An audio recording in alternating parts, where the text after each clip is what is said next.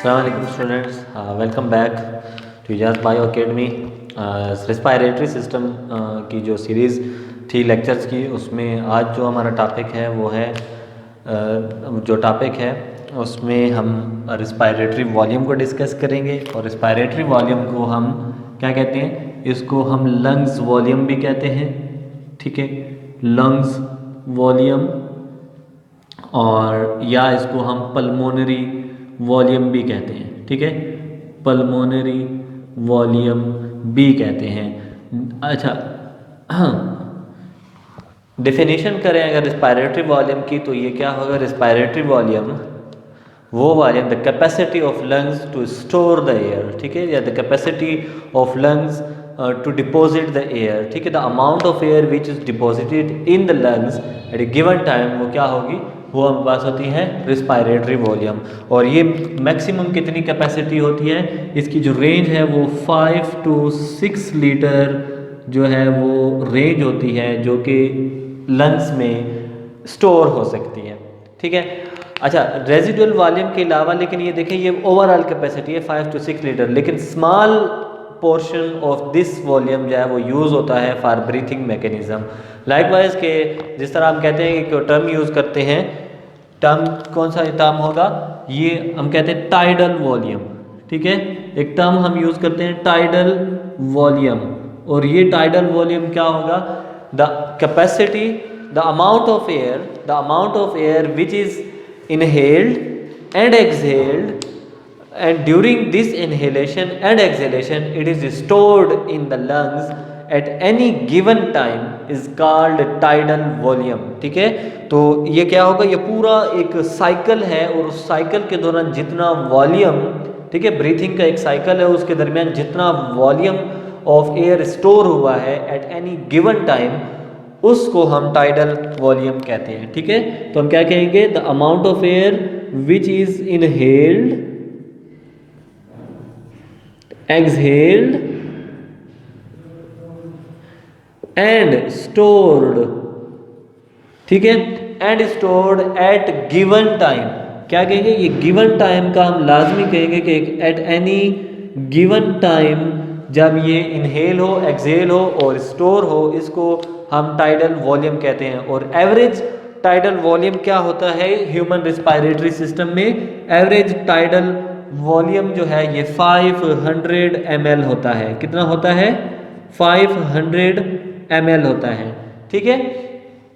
इसके बाद एक और जो है वो टर्म हम यूज़ करते हैं रेजिजुअल वॉल्यूम की।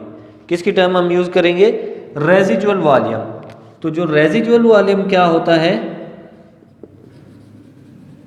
रेजिजुअल वॉल्यूम रेजिजुअल वॉल्यूम वो है कि जब फोर्सफुली भी, अगर हम फोर्सफुली भी जो है वो एयर को एक्सहेल करें, ठीक है, जब एयर फोर्सफुली एक्सहेल हो जाती है तो बावजूद उसके भी जो है कुछ अमाउंट ऑफ एयर लंग्स में स्टिल मौजूद होती है। तो जो अभी तक मौजूद होती है और forcefully, after forcefully exhalation of air, ठीक है, द अमाउंट हम लिख लेंगे, amount of air remaining in lungs after forcible exhalation process, ठीक है। तो ये जो अमाउंट होगी इसको हम क्या कहेंगे? रेजिजुअल वॉल्यूम कहेंगे। अच्छा, सिंपल है कि ये जो 500 ml है ना, 500 ml, इसमें जो चूंकि 500 ml क्या होती है? ये टोटल इनहेल्ड होती है, ठीक है, इनहेल होने के बाद ये एक्सहेल होती है, और एक्सहेल होने के बाद जो है ये स्टोर हो जाती है, ठीक है। तो टोटल हमारे पास जो टाइडल वॉल्यूम होता है वो 500 ml ही क्या होती है? ये वेंटिलेट होती रहती है, एक्सचेंज होती रहती है। लेकिन टोटल कैपेसिटी जिस तरह के हमने कहा था कि 5 to 6 लीटर होती है। अब ये जो रेजिडुअल वॉल्यूम है, रेजिडुअल वॉल्यूम के अगर हम फोर्सफुली, ये हमने किस में कहा था? नॉर्मल कंडीशन है। ये कौन सी कंडीशन है?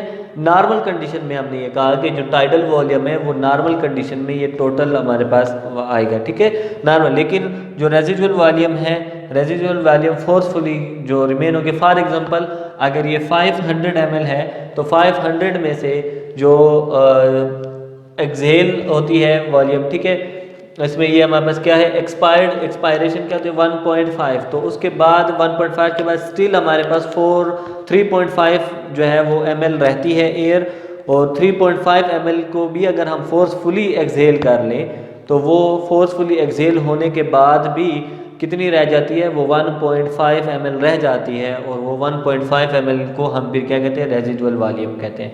क्लियर है ये कि फॉर एग्जांपल अगर 5 ml हमने टोटल इनहेल किया, ठीक है, और उसमें से जो है वो टोटल एक्सहेल कितनी की है, टोटल एक्सहेल हमने की है 1.5 ml हमने एक्सहेल की है, ठीक है, 1.5 ml एक्सहेल हुई है। 1.5 के बाद 3.5 ml, चूँकि जब इसमें से ये निकाल दे तो 3.5 ml जो है वो हमारे पास रिमेनिंग है, ठीक है, और इस 3.5 को भी अगर हम फोर्सफुली, जब हम कोई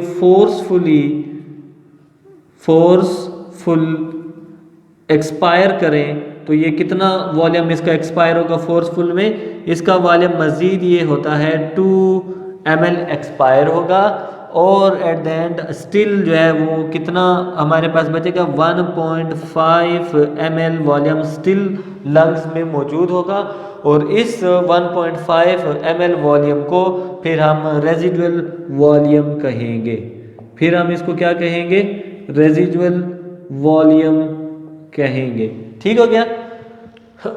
तो ये क्या हो गए, रेजिडुअल वॉल्यूम, टाइडल वॉल्यूम और रेस्पिरेटरी वॉल्यूम में डिफरेंस और उनकी अमाउंट ऑफ एयर की एक्सप्लेनेशन। होप्स हो कि आपको लोग क्लियर हो गया होगा। अब ये MCQs के हवाले से बहुत ही इम्पोर्टेंट होता है, आप इसको अच्छी तरह से समझें और अपने पास नोट कर लें। तो अगले लेक्चर में मिलते हैं इंशाल्लाह। Thank you so much.